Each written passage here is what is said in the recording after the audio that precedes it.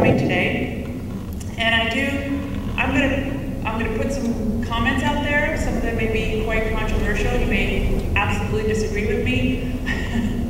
I was telling some people earlier this morning, it seems like I talk about radicalization in the Muslim community. The Muslims hate me. I say Islam's a good religion. The non-Muslims hate me. So this is not about making friends, for sure. But I want us to have this discussion because I believe it's important.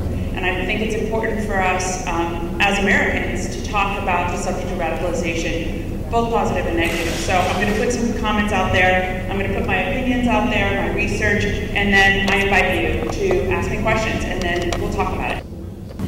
I come to you today to share this tragic account of the rise of radical Islamism, both in the United States and abroad. But my perspective is not from a researcher for a book or because I have a grudge against Muslims, but as a victim of its aggression. I grew up in LA, I went to college here, I went to grad school, and I grew up in a family that wasn't religious. So it wasn't until college that I started to explore religious life. Before long, I found myself part of an Islamist network with leaders trying to constantly indoctrinate me with their philosophy of hatred and an insatiable desire to make America a Muslim nation. I was fortunate enough to meet a scholar and friends who pulled me out of that movement, but so many people I have met in the past 17 years have not been so lucky. Since that time, I have dedicated these years of my personal and professional life to not only understanding and exposing the threat, but also building community resilience against it. So in order to most effectively counter this problem, we need to understand one of the root drivers. So as I see it, one of those root drivers is radical interpretations of Islam that legitimize and encourage acts of terrorism. It is important to note I am not talking about individuals who are religiously conservative, as you see I myself am, because religiosity in and of itself does not lead to violence. To be specific, Islamist radicalism is a process by which a person, and of course this is my definition, adopts a deviant understanding of the religion that demonizes the other, and leads that person to believe that only violence can correct their perceived grievances. So recent debates on building mosques or implementing bans on so-called Sharia have catapulted the American Muslim community to an unprecedented level of public scrutiny, even more so than after 9/11. This phenomenon, as I see it, is partly the US government's fault and the Muslim community's failure to address the rise of radicalism head-on. So it wasn't until recently that the White House published a strategy to counter violent extremism. And on the other hand, Muslim communities have been equally hesitant to acknowledge the threat of radicalization amongst their members. Avoiding the issue on both sides has led to increased misconceptions about Islam and obscured the American public's ability to distinguish the radicals from mainstream moderate Muslims. Although mainstream Muslims worldwide wholly condemn terrorism, a small sect of extremists have been working for almost a century to use religion as a weapon of war. So in order to understand how best to engage the community, it is essential to differentiate between mainstream Islam and the political ideology of Islamism. I'll run through a couple of mainstream Islamic beliefs, of course, there are thousands, but I'll run through just a few. Mainstream Islamic beliefs are centered on developing a believer's relationship with God and contributing positively to the human experience. You may also be surprised to learn that before Thomas Jefferson wrote the Declaration of Independence, the holy book of Muslims known as the Quran stated that humanity is created equal, regardless of gender, race, or ethnicity. As an Abrahamic faith, Islam embraces Christians and Jews as monotheists and believers in the one God. In fact, the Quran recognizes the Torah and the Bible as divine revelation to mankind and honors Christians and Jews as people of the book. All the prophets, including Jesus and Moses most prominently, are also mentioned in the Quran. Young Muslims in Islamic Sunday schools are taught that the second coming of Jesus, or the Messiah, will eventually save humanity from evil in the last days.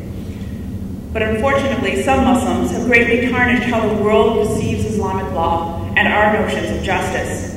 Whether it's the destruction of Christian holy sites in Egypt, the demolition of the Buddhist statues in Afghanistan, or the mass exodus of Christians from Iraq, the despicable violence conducted by extremists against these communities is antithetical to the long-standing Islamic tradition of acceptance.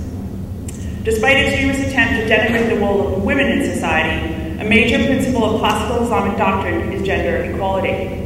There is no theological distinction between a man and a woman in faith. Both have the same rights and obligations and are promised equal rewards in heaven. In recent years, 4 of the largest Muslim countries have elected women presidents and prime ministers. Even in Yemen, the face of the recent pro-change movement is a female and a human rights activist, Tawakkul Karam.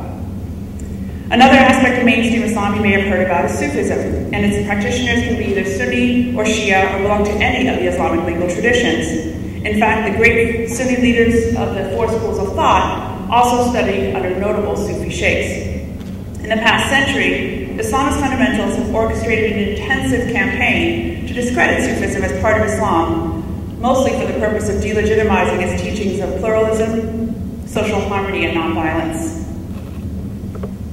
It is against this backdrop of flourishing Islamic civilization that we are faced with the rise of Islamist extremism. And so here I'd like to highlight 3 principles that I think undermine mainstream Islamic practices. First is the concept of stripping Islam of its culture and its tradition that are reportedly bid'ah, or heretical innovation in Islam. Claiming to prevent idol worship, they have destroyed saints' shrines and prohibited the visitation of graves. Today, militant groups have targeted and killed thousands of Muslims for engaging in bid'ah. In Pakistan alone, 20 major shrines were bombed last year. Second is the concept of takfirism, the radical belief that any Muslim who does not practice Islam, as they define it, is deemed an unbeliever and may be killed or tortured. For radical Islamists, the label of non-believer extends to Jews and Christians, even though they are defined in the Quran as people of the book. Demonizing the other, whether it is fellow Muslims or people of other faiths, is what makes this ideology so dangerous. It is a culture of hatred that leads to violence and stands in staunch opposition to the universal rights of religious freedom and tolerance that are also so important in mainstream Islam. Third is the understanding of what defines jihad. Historically, jihad has meant to struggle in the way of God. According to the traditions of Prophet Muhammad, jihad is the focus of the believer's internal struggle to control the ego and to submit to the will of God. There's only a single instance of combative jihad, which could only be implemented in accordance with strict rules of warfare. Nonetheless, radicals ignore the rules and require external jihad, and instead selectively cite verses of the Quran to justify waging what they term a holy war. It should be noted that external or combative jihad is never referred to as holy in the Quran or in any traditional Islamic jurisprudence. Nonetheless, militants use jihad to target non-believers, non-practicing Muslims, and people who they believe are the enemies of the Ummah or our worldwide Muslim community. So after the rise of Islamism as a tool to defeat the Soviets in Afghanistan, Islamist ideology permeated American mosques, community centers, and curriculum in some Islamic schools with the help of oil revenues from the Gulf. The strategy for proselytizing the United States was based on 3 mechanisms intended to foster rapid ideological change. First was the creation of foundations by foreign financiers to provide students and preachers with a stipend to live, study, and proselytize in the United States. The teachings and the material they disseminated has been widely criticized for encouraging jihad and promoting religious intolerance towards non-Muslims and Muslims of other denominations. In the 1990s, they also established the Al-Qifa training camps, bin Laden's official presence in the United States prior to 9/11, which recruited young people for jihad openly and publicly in annual Muslim conferences. And second, to facilitate public engagement with policymakers, Islamists created think tanks, Islamic charities, and advocacy organizations to represent Muslim interests in the United States. Many of these organizations have been under federal investigation and have been successfully prosecuted for terrorism-related offenses. In the 2007 Holy Land Foundation trial, major national Muslim organizations were determined to be unindicted co-conspirators, and one of them holds deeds to over 200 mosques in the United States. The third prong of the strategy was spending considerable resources on building some of the largest mosques in the United States. Concurrent to the construction of new institutions, many aggressive campaigns were launched to take over the leadership of existing moderate mosques. Dr. Akbar Ahmed, one of the world's foremost scholars on Islam and the author of Journey into America, reports that preachers who are not extreme enough have been removed from their positions of authority in several mosques. They were often replaced with charismatic figures like the late Anwar al-Awlaki, who lacked any substantial religious education but could attract an audience. Without exposure to any other interpretation of Islam, some young children assumed that the extreme doctrine they were taught was true Islam. And as a result, we are seeing an increasing number of American youth being radicalized to commit random acts of violence. I'm repeatedly asked about what mainstream Muslims did in response to the overt attempts to reshape their belief structure, and tragically, many of them just left organized Islamic activism, or they fought back and paid a heavy price. They never had an effective method or mechanism for fighting back. Thankfully, this meant that the influence of the Islamist indoctrination probably remains isolated to about 15 to 20% of the community. But this number is now less predictable as a result of internet socialization and virtual networks of criminality. So sadly, I've seen this process in communities around the world, and there are a number of things we can do to prevent it. First, to create awareness of the problem, which is why I'm here with you today. To date, radicalization is still a taboo subject in many communities.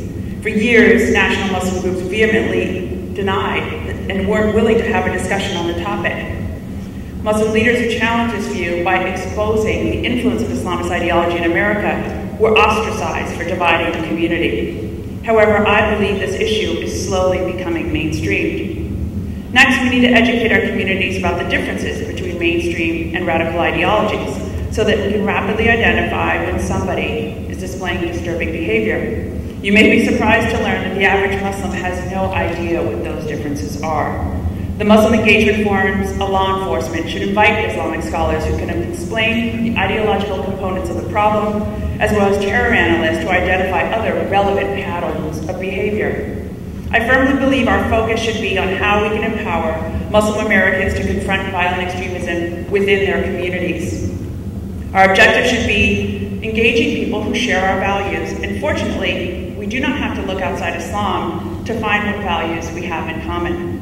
Our shared values include the fundamental norms like supporting religious freedom of all persons, respecting societal pluralism, advocating nonviolent solutions to political and social conflict, and the preservation of our country's rule of law and its ability to administer justice. Local thought leaders, academics, and organizations who commit to these shared values are best positioned to exert pressure from within the community to help at-risk persons. That said, we must do considerable due diligence and examine the writings of scholars and clerics before supporting them. We need to read what they write and present to their own communities, as well as to a Western audience. Ultimately, the struggle for confronting radical Islamism is a fight that Muslims will wage themselves, but the real moderates will not win it alone. Mainstream Muslim community groups lack the institutional capacity to build community resilience. In an age where the internet is playing an increasingly menacing role, we need to plug mainstream scholars into modern technological platforms and online social networking sites. Finally, Muslim organizations need real grassroots campaigning skills and community mobilization training to start a true counter-movement. So today, Americans are constantly asking Muslims why a religion whose name is supposedly derived from the word meaning peace became a rallying point for terrorists. They want to know how our faith that teaches tolerance and compassion could provide the moral impetus for hijacking and suicide bombing. And they want to know why many claim to act in the name of Islam have declared war on their way of life. These questions should be asked because they go to the very heart of the conflict, and we should be able to defend the answers. In answering them, America will learn that the real enemy is not Islam or the majority of Muslims, but a small group of social deviants who are the enemies of civilization. It will take a strong partnership between all our communities not to allow them to tear us apart. And as a people who believe in the universal values of human dignity, liberty, and equality, it's a fight we'll take on together. Thank you.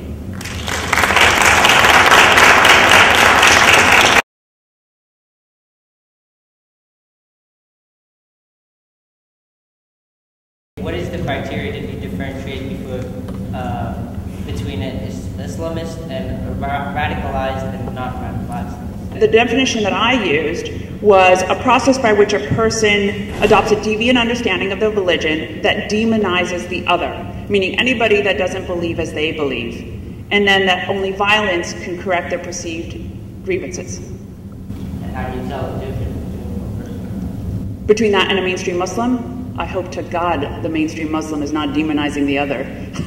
I'm hoping that difference is clear, because the average Muslim is a equal participant in community, has no problem with societal pluralism, engages in interfaith activities, sends their kids to regular schools or not. I mean, is an active, equal participant in society. I think that's the main distinction between these two groups. Could you elaborate on your remarks about why there's not much more protest from the moderate Muslims, the mainstream Muslims, against these people who've taken it over? In the early days, when the problems first started to arise, I think in the mid-90s, late 90s, and then of course after 9/11, I think the community was afraid that they didn't have the support of the rest of the community, because the people who did speak out suffered tremendous character assassination. They had death threats against their life, and they were constantly being accused of dividing the community and being agents of foreign governments and purposely trying to harm the community. The community hadn't matured enough to be able to tolerate self-criticism and self-critique in public. So people behind closed doors talked about the problem, but the community wasn't mature enough to handle it publicly. And I think, as I mentioned, I think these issues are finally becoming mainstream, but we still have a way to go before the community can talk about the problems openly and publicly, and it doesn't diminish the beauty we find in Islam. My name's Malik Al-Mariati. I just wanted to say thank you again for coming out and Sure. being really clear in your speech. I'm from the Muslim Student Association. I'm also a representative for the Associated Students. Great. And I just wanted to go back to what you said. You said that Muslim institutions are lacking the institutional capacity to speak out against radicalization in the U.S. And I just wanted to ask if you've heard of other institutions such as the Muslim Public Affairs Council who promote things like civic engagement.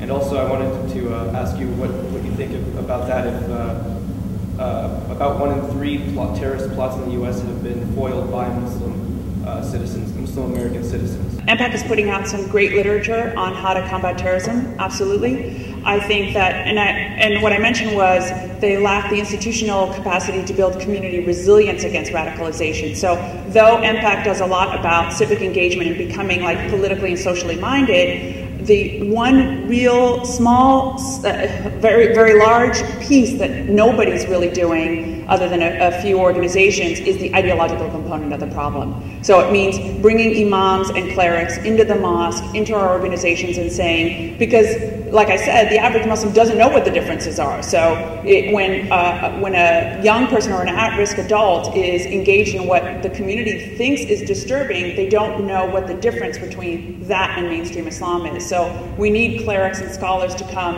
and elucidate that for the community, and also to bring terror analysts, people that have studied this for decades, to come to the community and say, look, there's these 4 or 5 steps that you need to be aware of. You know, if your child engages in this kind of behavior, you need to be aware of it. It's, you know, part of internet security or what other kind of description you want to give it, but I mean that specific piece of it. I'm Amadou Endor, and I'm part of the Muslim Student Association. Okay. And you said earlier in your speech that you attended a college and they tried to push their ways onto you and all that. And you said that unfortunately for some of your friends that they were, you know, sucked into. What happened to those friends? Do you know?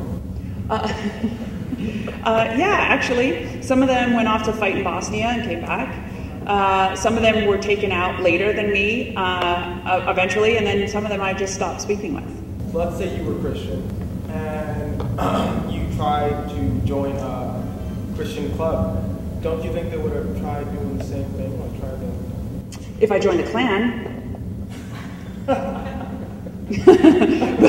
but if I join the, you know, Presbyterian church down the street, no. That's the problem, is that, you know, when you get recruited into the wrong group, that's when you come into that kind of problem. So all I'm saying is that those groups are out there. I'm not saying that the other groups are not out there too, but there are groups that are not doing positive things for either us as Muslims. This group was part of your college, like it was in... No. I was in college exploring Islam. The group was not part of my college. Absolutely not.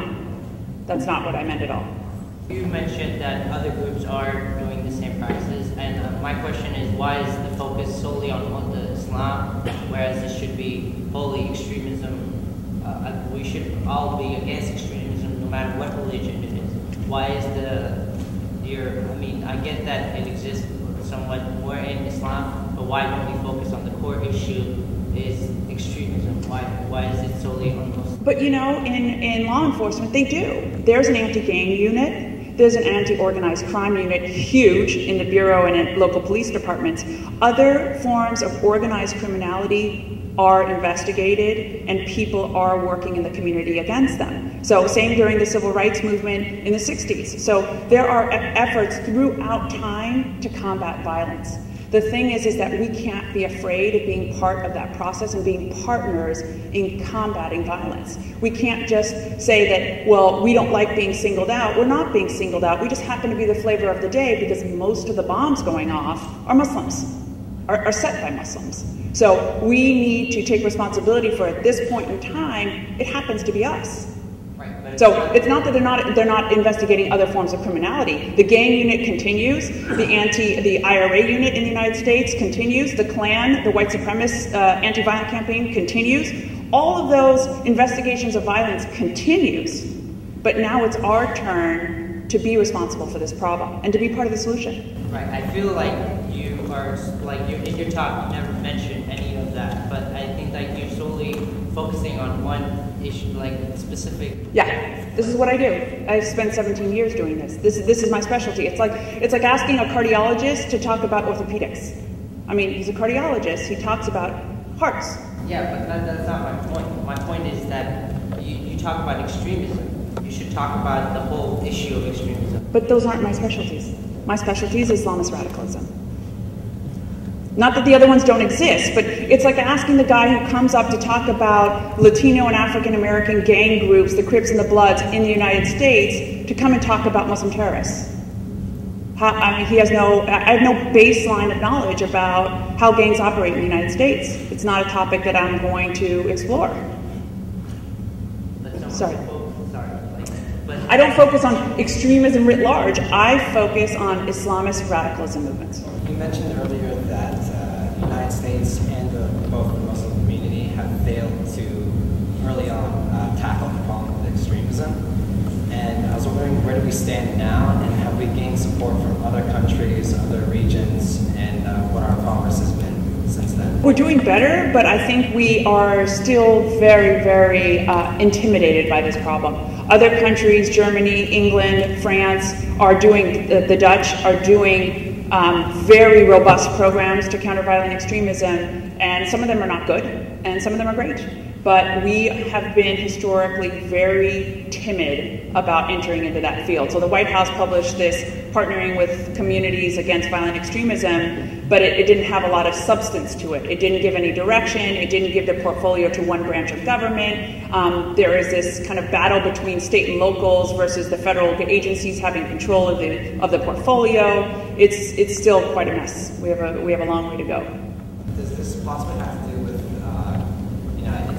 it might seem as a sensitive subject to many, and to avoid the possible view of the Bingo. Our government is very, very concerned, and rightfully so. I mean, I understand the concern, but I'm heavily involved in the PREVENT agenda in the UK, and it's controversial, and people get up and they scream at each other, and the Muslim groups come up and they say, you can't say that about us, and then somebody else in the community responds, and it's almost like a food fight, but at least everyone's having the conversation. It's open, it's out there, it's on the news, it's on talk radio, it's in the community. I mean, the local police do it, the ministers do it. It's part of the national fabric now. So I just think we need to be honest in that way and have this conversation. I think it's time.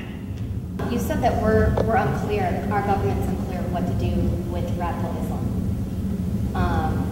How can you explain then, like post 9/11, we have we created the Homeland Security, we have a Bush doctrine that specifically addresses radical Islam, the terrorism, different things like that. So you're saying that... Oh, the Bush doctrine didn't specifically address how the U.S. government was going to tackle radical Islam. Well, you had people that talked about where terrorism was growing within it. So, I mean, can you explain like how we're combating, if you don't think government's addressing it at all? No, I didn't say government's not addressing it at all. I think that we haven't developed a sophisticated program for countering violent extremism. Our law enforcement mechanisms at the border, we haven't had another attack at the scale of 9/11 for a reason, because our law enforcement has done a tremendous job keeping us safe. But that's about border protection, surveillance, security at the airports. That's not about countering violent extremism. That's not addressed at the community level. Okay, so then do you support the House of Homeland Committee hearing on radical Islam?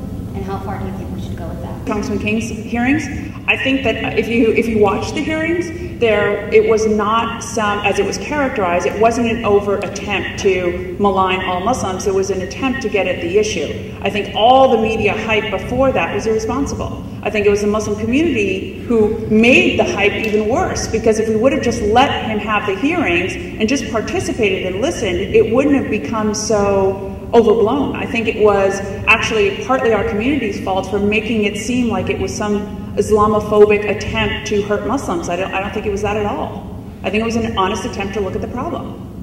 I don't know if you agree with me, but from my personal experience with the Muslim community in the United States and just in general, in dealing with radical Islam, has been the issue of denial, in particular with conspiracy theories regarding 9/11 and other terrorist attacks and so on and so forth, and even just the denial that Osama bin Laden has taught, has issued fatwas dealing with killing infidels and so on and so forth. Absolutely. And then once you deal with any sort of particular conspiracy theory, they usually still deny that, come up with another one. Just overall, this seems to be a problem for me to deal with. Do you agree with that assessment that I had? Absolutely. How could you deal with that? Because it seems to me, in my opinion, to be kind of cultural. I don't know if it's true or not. Well, I mean, it's not only cultural, because our generation, my generation, your generation is doing it too. So, it's not just the immigrants that are doing it. So, it's the issue is that, like I said in my talk, there's this fear that if we talk about it openly, we're going to be persecuted for it, or we're going to suffer more for it as a result of having that honest conversation. And I'm here to tell you that I firmly believe that the rise in hatred towards Muslims is because we have refused to talk about it. So I've gone to a number of forums recently, and the hatred towards Islam and Muslims is frightening. And I've done these talks for 2 decades now, and I have not seen the breadth and scope of what I see today. And that tells me, the American people haven't changed. This country hasn't changed. It's our failure to address the problem that's leading to this hostility, because we can't have an honest conversation about Islam and the problem. And at your level, it's important to bring the issue up. It's important to tell your imam at the local mosque, hey, can we talk about this? I'm concerned about it. I think it makes us look bad. The more pressure, the more organic this process is at the grassroots level, the more we're going to actually get our leaders to be proactive about it. And I'm very positive and optimistic that we'll get there. How come Muslims themselves interpret Islam in such different ways that it's kind of like it's the same book, same religion, yet so many approaches and segments? Any other practicing believer of the other monotheistic faiths will tell you the same thing. There are so many different denominations in Judaism and Christianity, and it's supposed to give that diversity. It's supposed to give people options. It's supposed to allow the human spirit to grow in a variety of different ways. We don't want one way. I mean, that's actually one of the methodologies of the Islamists, is making the ummah into this global political unit that must act homogeneously in one direction or another. We don't want that. We want the diversity of thought. We want religious texts to evolve and expand based on modernity. We don't want it frozen in time by one person. So it's actually a mercy for there to be that diversity and plurality of thought. Okay, so I understand the issue that, there's extremists just as in every religion. And I respect you for talking about, these extremists and everything, but something that I felt that was lacking in your speech was American foreign policy. Now, the 9/11 Commission report, according to them, we were attacked on 9/11 because of American foreign policy. And, I believe, with all due respect, you make it seem like people just wake up and randomly become radical. Like, I think, the more we go into wars, and the more, we're at war with 2 Muslim countries. We've been bombing 5 Muslim countries, even Somalia, there's a famine there, Yemen, Pakistan. The more we do this and the more radical people get. It's not, what I really felt, what do you think is, do you think American foreign policy is anything? I think you make a very important point. American foreign policy is part of what we call the grievance-based motivators.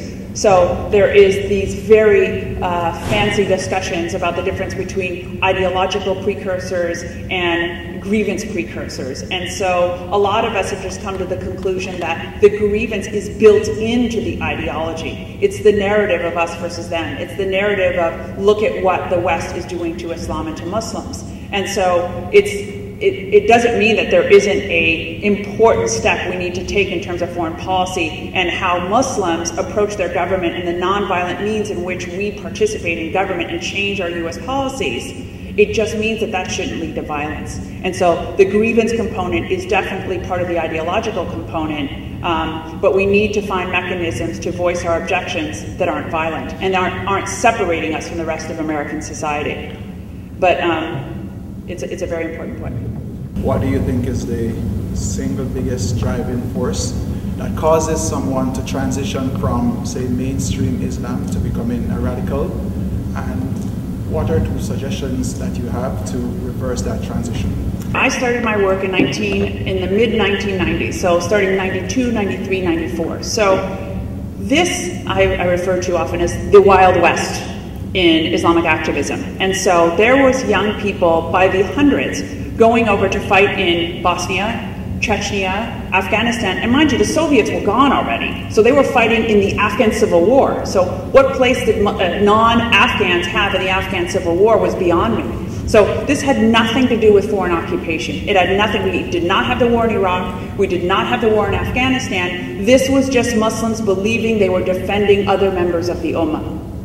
So to me, that argument, that discussion is the result of a deviant understanding of the principles of jihad. And I think that a lot of that, and the guys that I've spoken to and the people that I've interviewed across the world on this subject felt that it was religious re-education. They had to be taught from people that they trusted and believed in what true Islam really was, and what were their duties of jihad, and what were their duties towards non-Muslims and their society and their leaders and obedience and all these principles that are part of traditional Islam, but they were taught a deviant understanding. Abdullah Azzam, bin Laden's mentor, was teaching up in Colorado in tents. He had people training with weapons, he was teaching classes, he had dars classes. This was completely before the U.S. government had any overt policy towards Islamic extremism or any kind of robust terrorist surveillance programs. So that is the result of deviated understandings of religion, and the best solution for that was a religious re-education. Now we have the issues of foreign policy that are really exacerbating the problem, so those grievance issues need to be addressed with the ideology, but to me, the largest driver that I've seen over the years has been ideology. I would like to show anybody who's interested later on what those verses in the Quran are, but about the apes and swine ayah. But the conclusion is the main textual difference between Islamists and mainstream Muslims is the acceptance of interpretation and scriptural reasoning. So what mainstream Muslims believe, whether Sunni or Shia, is that you rely on scholars and learned people to interpret verses of the Quran, contextualize them both historically and linguistically, and then provide the community with interpretations of those verses. Islamists say, well, gee, here's this verse. I see it says, kill the kuffar. I'm going to kill the kuffar. Today, tomorrow, indefinitely. But that's not the way a holy book is to be read, because I guarantee you, whatever holy book you pick up, there are verses of violence, but they're not meant to be timeless. They're not supposed to be mandates to kill in modern day. But the problem is, the scriptural literalists of the Islamists is they purposely disavow scholarship so that they can interpret it in a way that suits their violent ends. And the majority of Muslims do not do that. They do not look at the Quran and take it literally without understanding the concept of historical context and linguistics, of what the different meanings of those words can be as well. Because Arabic is a very complicated language, so there could be 15 understandings of a single word. The word daraba, I believe, appears 16 different times in the Quran with different understandings and has 23 different linguistic meanings in the Arabic language. But people interpreted it in the Quran as beat. You have to beat your women. But that's not a definition that we're stuck with. That's a definition that can evolve over time through scholarship. And well, you will know that amongst you who transgressed in the matter of the Sabbath, we said to them, be you apes, despised and rejected. So if you understand the commentary of this verse in context of the rest of this surah, was that God was saying to the prophet, you need to tell them that what I've told you in this book about punishment for those who do not abide by their faith is no worse than what I told them in their own books. So if you look back to the rabbinical law and to the New Testament, St. Matthew's, which I have right here, it is the story of how the people who followed evil didn't follow Jesus, didn't listen to them, and they were turned into swine. So it's the New Testament and Jesus who turned them into swine, not Muhammad. So this is just references. These are just references to old interpretation, punishments that God had ordained for people who do not follow God's law, whatever their faith may be. I was curious about the statistics you have about how many Muslim Americans are being radicalized according to your definition, and so we can get kind of an idea Sure. of how large of a problem we're looking at. I didn't put any statistics other than the one that I think that Islamist indoctrination, the exposure to the ideology, was about 15 to 20% of the community. That was the only statistic I gave, and that's based on my random sampling of mosques across the United States that I've done in the past 2 decades. 15 to 20% of the American Muslim community? Right, has been exposed to this Islamist indoctrination. Would you have any idea on a global scale what that would be out of 1 billion Muslims? Would some say maybe 10% would be, or do you have any idea, do you have a number? Because you said there was a small group of social medians that are part of this rap. Right, and out of 1.3 billion, like, so if it's 1%, that's still a good chunk of people, right? 10% is a big difference. Yeah, I actually do not have one that I can add. No real hard data on that. There isn't. There is no empirical evidence to prove it, actually. Do you have any recommended reading for what you deal with mostly, either a journal or a book? Part of a book that was published by Zainab Baran called The Other Muslims. And there is, what is the other book? If you give me your phone number, I will tell you. It's just not on the top of my, Dan Benjamin, who's now our ambassador of counterterrorism in the United States State Department, wrote a book called The Age of Sacred Terror, which actually gives a fascinating account of Islamism over the years. I grew up in Jamaica, right? And in Jamaica, you have basically 2 main religions, Christianity and Rastafarianism. Of course, there are small, sects of other religions, but very, in terms of the population, very small. And as Christians, we try to convert people, especially, from Rastafarianism to Christianity. I assume you're a Muslim. Now, if you were to try and convert a Christian, what are some of the selling points that you would give to that person? Actually, Islam is not a missionary religion. So people have interpreted dawah as the call, it's as some kind of a missionary call, but it's not. Dawah is to Muslims. So you're supposed to elucidate the principles of Islam to non-practicing Muslims, but it is not meant to be a form of conversion. So the other aspect, when you're living in a non-Muslim country, dawah is supposed to be about representing your religion positively. but not for the purpose of converting them, for the purpose of building community relations with people so that they understand your faith, so that they don't harm you or persecute you because they don't understand your faith. But it's not meant to convert them. So that's also a manipulation of text. So if I come to you and say, I am thinking of becoming a Muslim, what are your advices? What do you say? I'd say, good for you. You should go to a mosque and take shahada. Okay. I mean, like, it's not my job to, latch on to you and be like, oh, really? Well, let me tell you, well, okay, this is the 5 principles and this is what you do, and, here, put this hat on and we're going to go pray together, Akhi. That's not part of mainstream Islam. We're not a missionary faith. In Egypt, you said that Muslims do not live by the fact of killing anybody that's just being an infidel. But in Egypt, they're persecuted daily just for being Christians. That's what I mentioned in my comments, that this behavior of the mass exodus of Christians and persecuting Christians is horrible. Right, but you said this is only extremists that believe in this. Right. But in Egypt, it's not only extremists. It's every Muslim crucifies any Christian. Oh, I would beg to differ, because I personally know Egyptians that don't want to persecute Christians. So I think making extreme generalizations about any faith community is not helpful to solving the problem, because I think it would be tragic for us to think that everyone in a particular community, whether it's a nationality, a country, or a faith, thinks one way. I think it makes it impossible for us to come up with solutions that way. So I promise you, not every Egyptian wants to kill every Christian. Do you think that Muslims are afraid to speak out against extremism within their own community?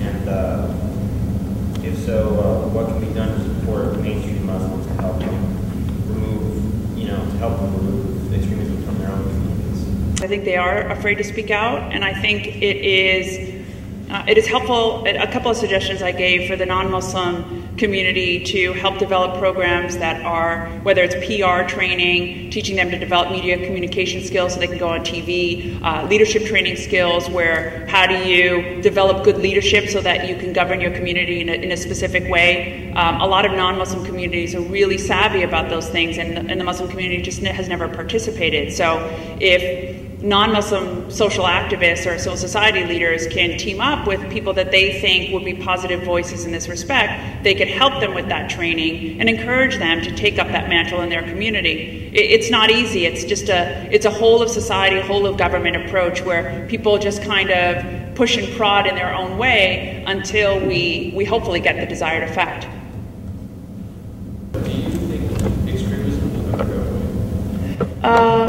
Do I think it'll go away? No.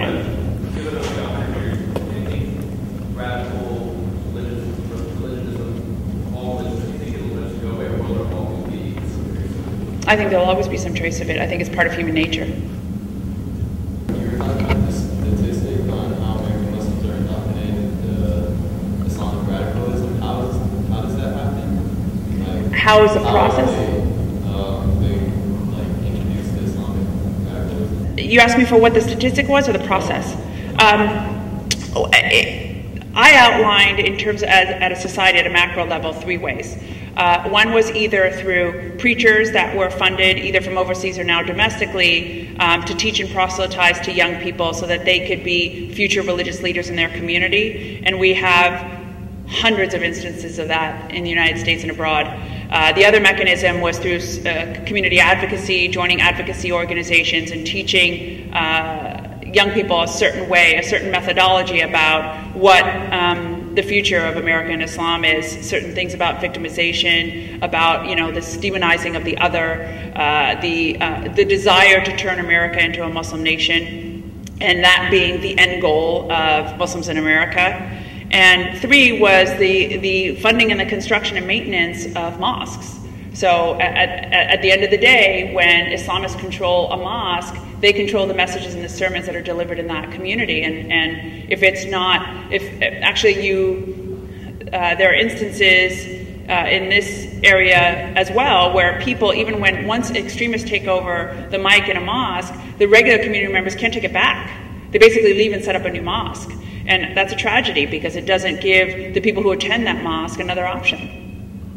My first question, I just first want to appreciate your definition of radicalization.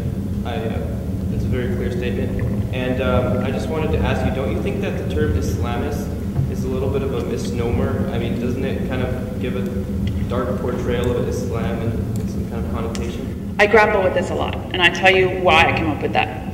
Because in the US government and in other policy circles, they tell us to use the words violent extremism. So if you heard this same lecture in DC, I would call it violent extremism, because that's just, those are the ground rules. I have found that because I do presentations like in counterterrorism, national security circles, that's code for Islam. Not a sect of Islam, but all of Islam. So if I can't be clear and create an ism, then I'm implicating all of Islam. So when I say violent extremism, that to a non-Muslim means Muslims. You know, so it doesn't do you and I a favor by calling it in a code word. So if I use Islamism, what I'm saying is this is part of an interpretation of Islam, but it's different than Islam proper. So I'm not saying it's a perfect solution, but it's the solution I came up with based on what I saw was the trajectory of how people understood different terms in comparison. You said earlier that in the past 2 decades you randomly investigated certain mosques and found that 15 to 20% of mosques in the U.S. have been at least introduced to radicalization. I just wanted to ask Islamist indoctrination. Okay. Oh, okay. Islamist indoctrination. But I wanted to ask when you did collect these statistics, can you give us an example of one mosque that what you would investigate and what exactly you found that led you to the conclusion that they had been introduced to Islamist indoctrination? Very simple. Attend Jummah. What was the results that you found that brought you to that conclusion? Well, listening to the khutbah on Jummah. So if it's preaching a violent or anti-social message, if it's teaching young people that they're victims and they're being persecuted by the local community in a way that's extremely unhealthy and unproductive, then to me that's basically trying to inculcate its listeners with a non-positive message, with an anti-social message. After that, if I hear that kind of a khutbah, then I observe the books that they sell in the bookstore and see, do they have a wide variety of authors, or is it just Sayyid Qutb and Ibn Taymiyyah?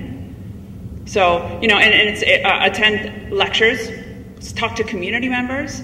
A lot of my research depends on talking to community members that attend those mosques and finding how they feel about it. And I encourage you to do the same. You know, take the time. You're interested in the subject. You're a leader in your community. Take the time to canvass American mosques. You know, go on a road trip with a couple of your friends and see what you find. And come back and talk to me about it. You're studying these extremists, like you're going to the mosque and you're listening to it and all that, and you're like, okay, that guy's an extremist. And what do you do to fight that? Do you just sit there and listen? Okay, I'm gonna write this down. And then do you just walk away? Or do you talk to the extremists, like, you know? Like, sit up and try to change his aqidah right there in the middle of Jummah? No. No. I mean, like, have you ever come face to face with one of these extremists? I have, but it's in the process. They're at a turning point in their lives.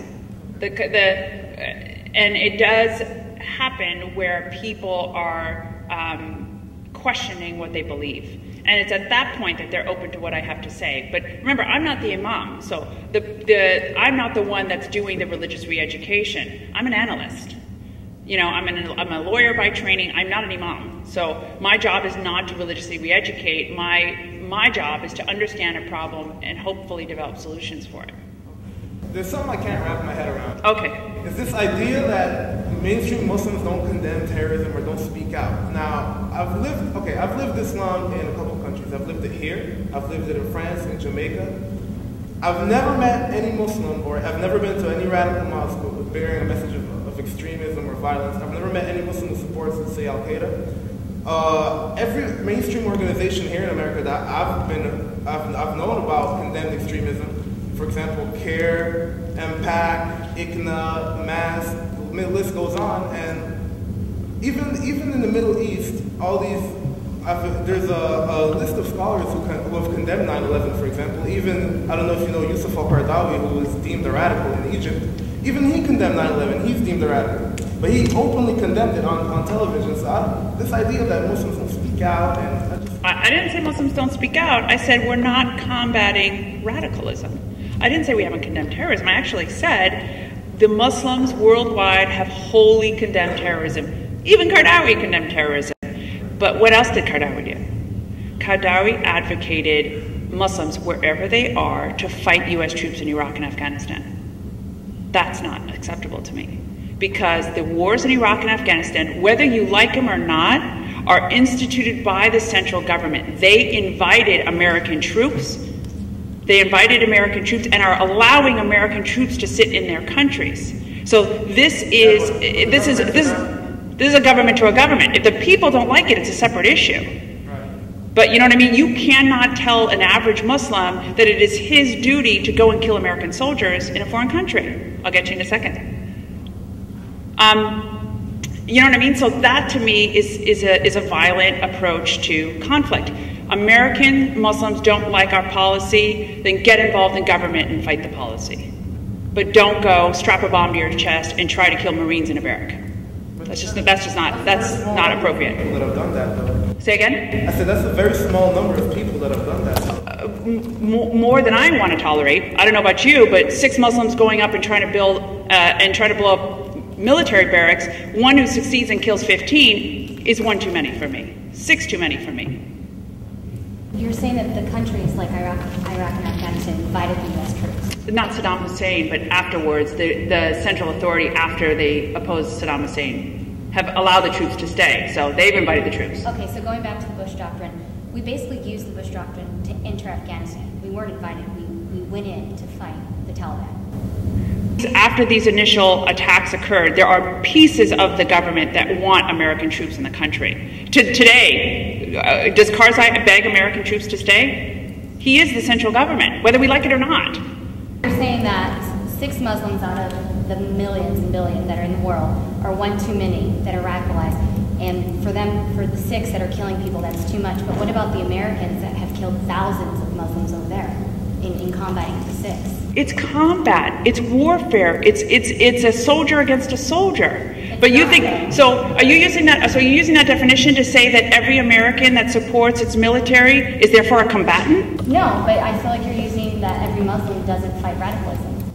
No, I'm saying it's our responsibility not to allow a single person to take violence into their own hands as a way of solving conflict.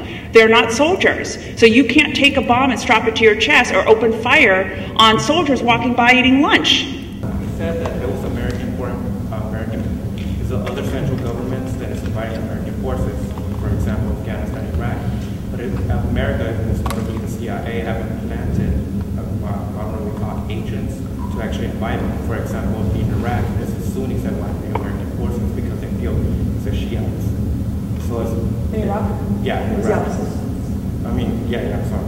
Now, Afghanistan, I don't know the president's name, but his brother, he's actually working for the CIA. So and next you can tell me the Zionists blew up the Twin Towers. No, but it's been a known fact. And also, these are conspiracy theories, they're not facts. Say that again, what was that? That, I don't know the president's name. Okay. Karzai. The Karzai was working for the CIA, and that's why. So it's actually an American plot to kill him. Ahmed Wali Karzai, the drug dealer? Yeah. I'm going to move on. That Islam isn't a missionary religion, but then why is it, how is it becoming one of the world's fastest growing religions? It's beauty.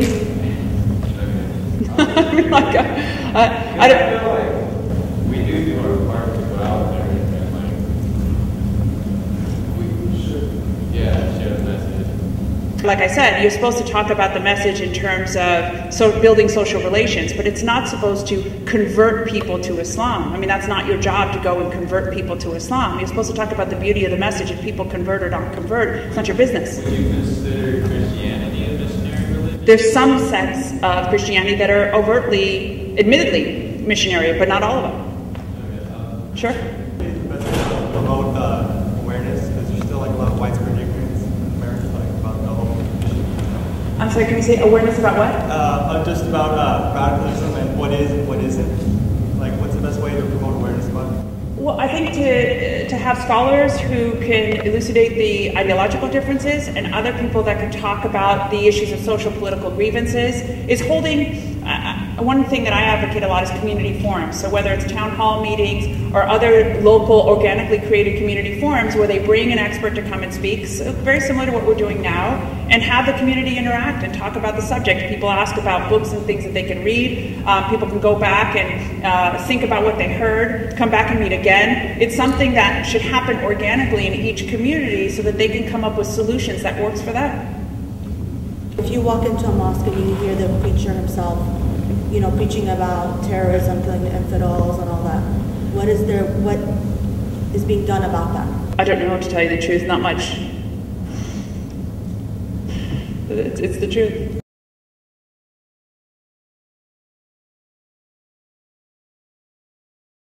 I think the problem is, and really the majority of the problem is because the community doesn't want to address the issue. So though they may not, though they can agree that there's a huge problem and they don't know what to do about it, they don't want to talk about it publicly. It's repeatedly, it's constantly the we don't air our dirty laundry subject. So they think, you know, the Muslim community is very paranoid that there are informants in the mosque and people may be reporting back to the government and they don't want to have the conversation. So it's a huge problem of people not wanting to address the issue. So, and remember I said 15 to 20% were exposed to radical Islamist indoctrination. So I didn't say they had no Islamism in the other mosques.